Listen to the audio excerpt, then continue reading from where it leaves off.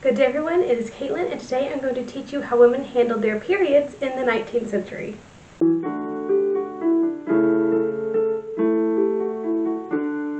Okay, so today's going to be a fun one.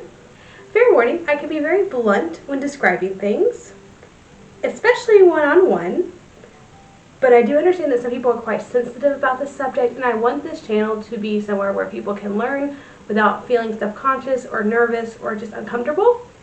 So I'm going to try to do this as professionally and with as much propriety as I could possibly muster, which we'll see how that goes. I have a script, it should help.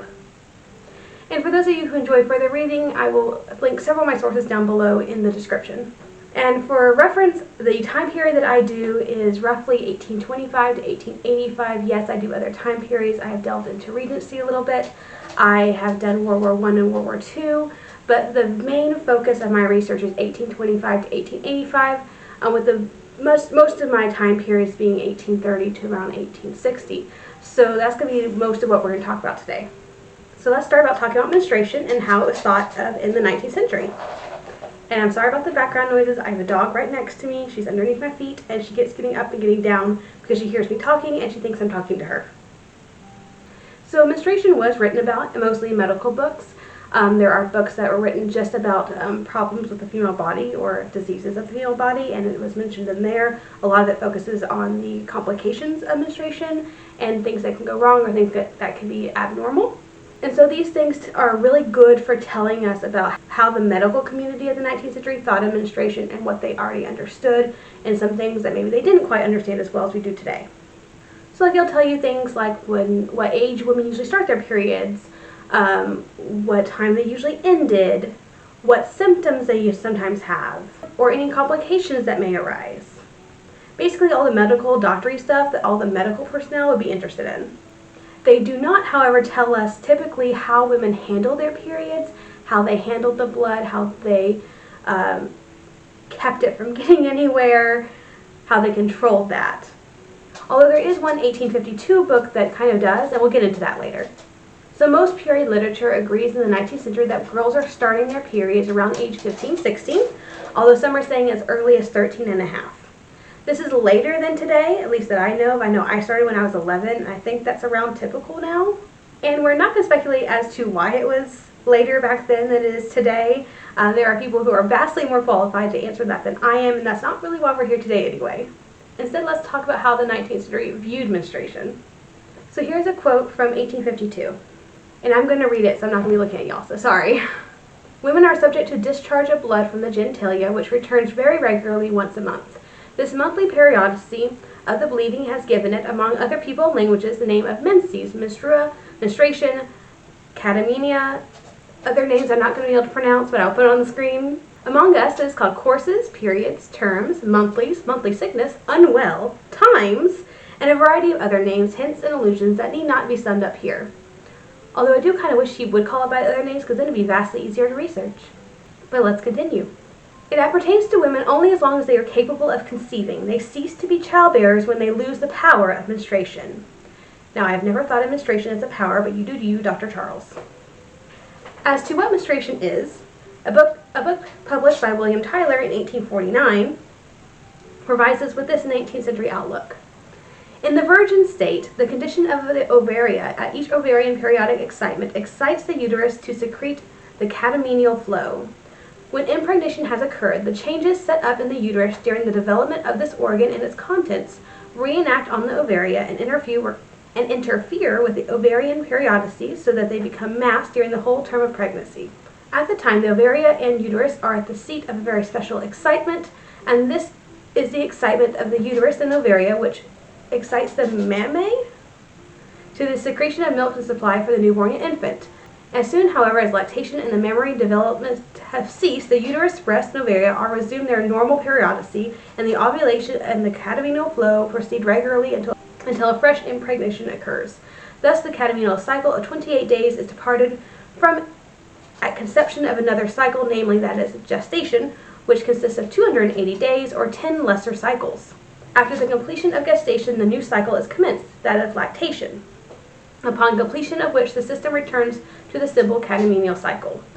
These periods are themselves included of another great period of development extending from puberty to the decline of the catamenia. So let's talk about why we're really here. How did women in the 19th century actually handle their periods? Medical journals state that women are giving anywhere from 1 to 16 ounces of blood per month, with the average being 4 to 6 fluid ounces. I have no idea whether this has changed over the years, but those are the numbers from 1852. The same source actually mentions that the doctor in question has actually come across women who merely just wear an extra petticoat to contain the flow, and that's all they do. So they otherwise just free bleed. Given that underwear in this time frame, when it is being worn, which is not necessarily common until like the 1850s, although it does exist, is split crotch. So yes, their underwear is split crotch. Your flow had better be very light for that to work.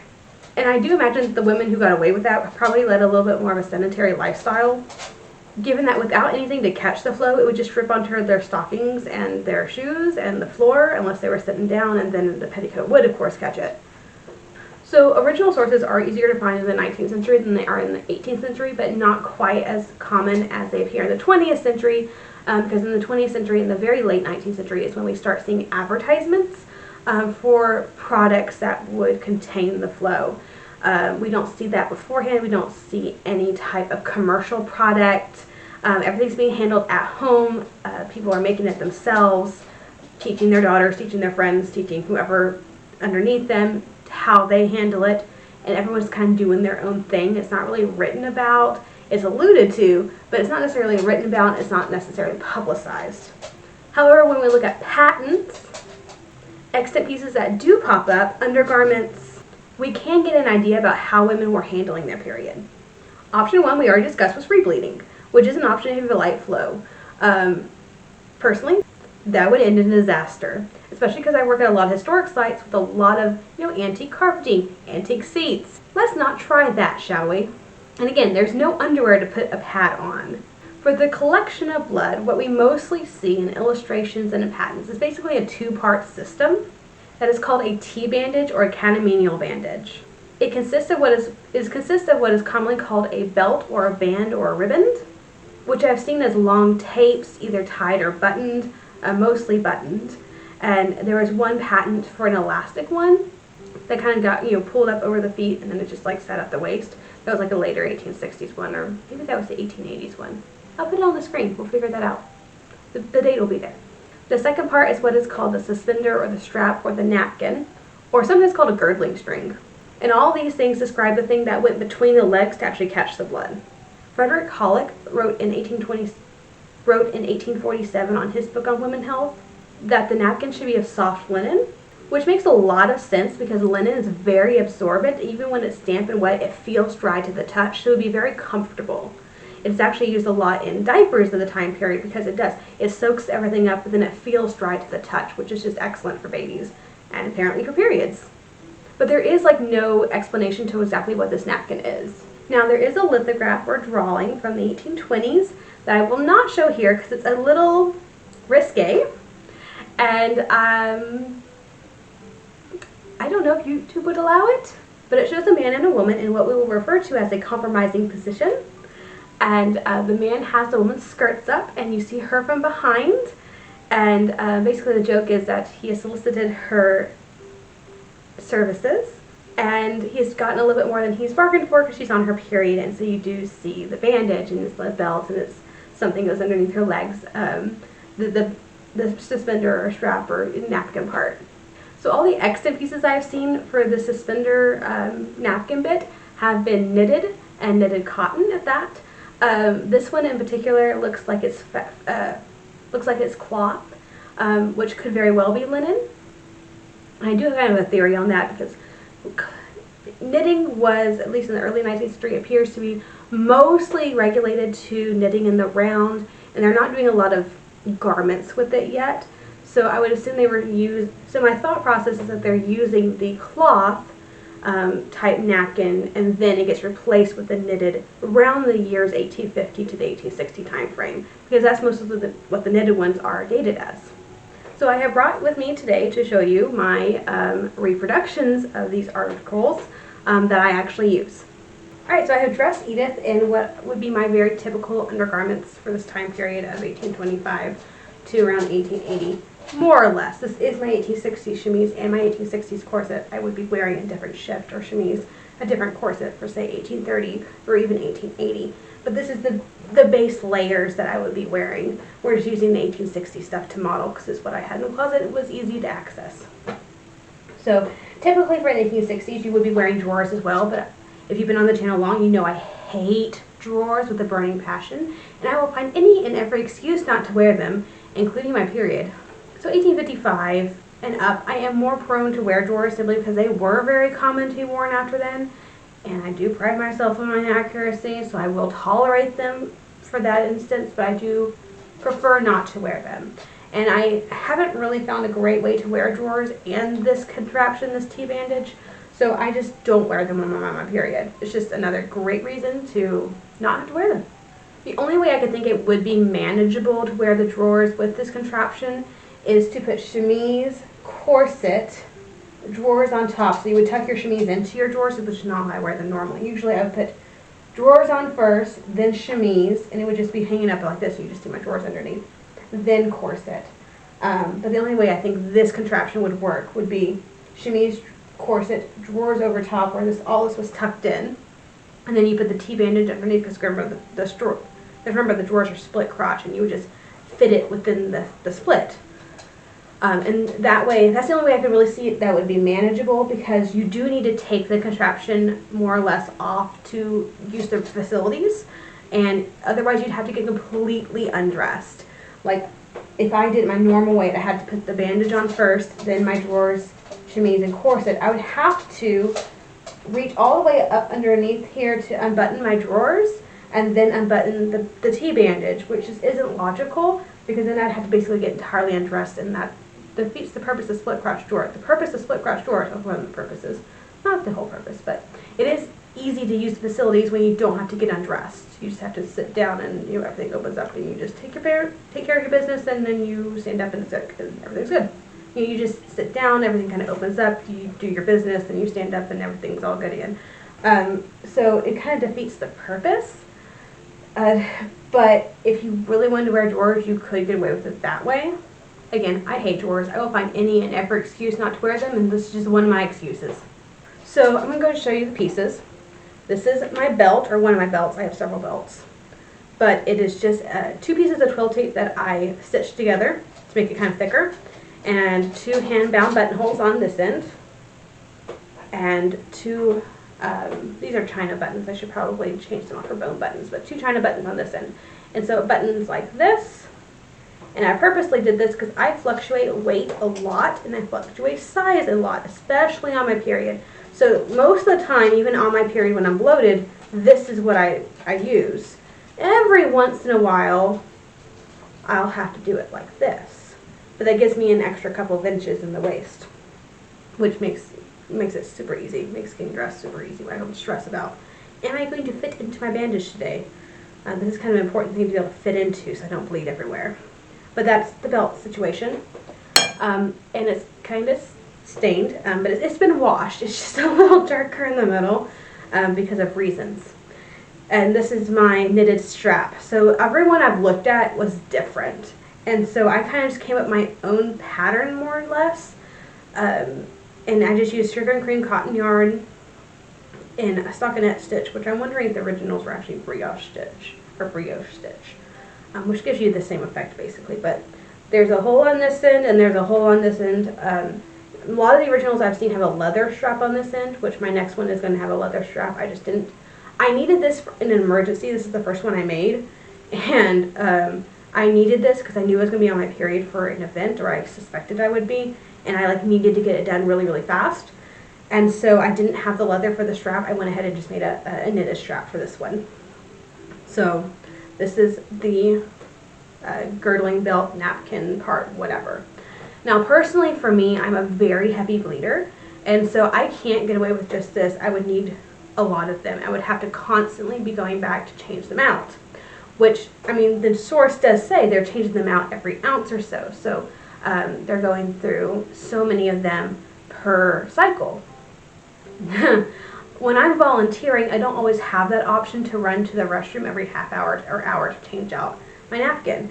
So what I have found that works is to use scrap fabric, or in this case, this is actually just a little strip of bird's eye diaper, and I kind of use it as a pad. So what I was doing at first, which I found didn't work as well, as in it fell out. Luckily no one saw. Is I would lay this on there and kind of have it as a pad. So I was using this as the underwear strap to hold the pad down. And that worked okay as long as I was being fairly sanitary. But there came a time where I was dancing the Virginia Reel for 4 hours straight while on my period in historic clothing. And that's a very active dance, and it was 4 hours straight. I was either reeling or doing the polka. And so the whole laying down thing wasn't working, it was falling out. So what I learned to do, and this is just me personally, is I took it and I wrapped it in the little napkin. Just like this. This is actually an unused napkin because there's no stains on it. There you go. I have a cleaner strap. It's just in the wash right now because I used it last weekend.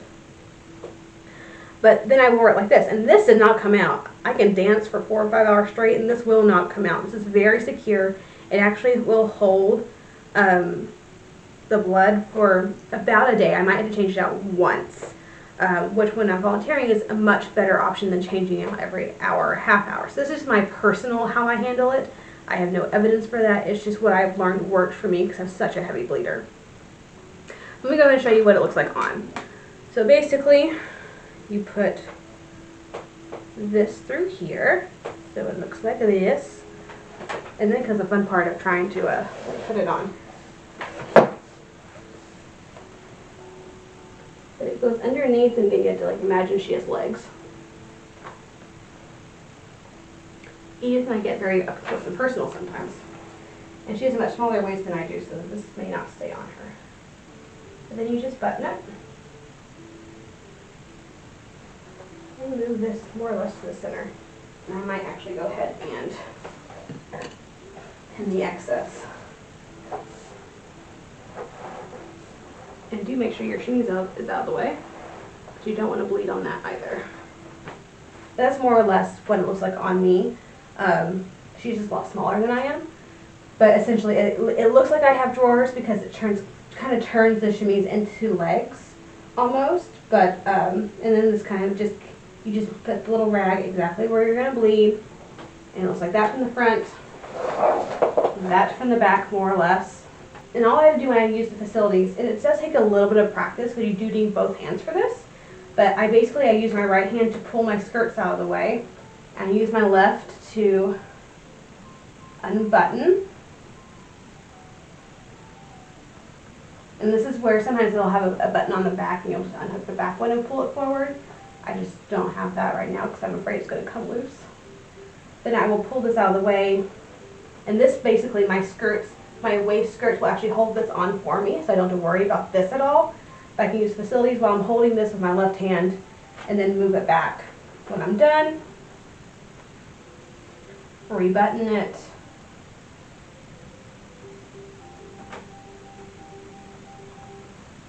And then we're good. Sometimes I like to pull that down a little bit just so I don't feel quite so exposed. But I mean, I have so many petticoats on, no one's ever going to really notice. So yeah, this is my system, and it works really well. It is very comfortable, much more comfortable than you would think it was.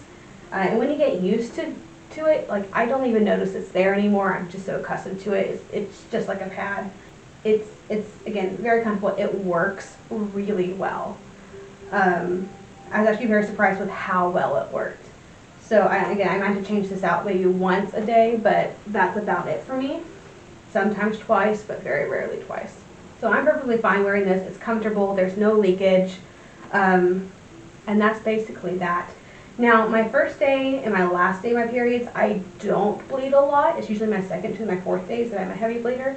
But day one, I can get away with not even wearing this. I'll just wear my drawers. My drawers will catch everything.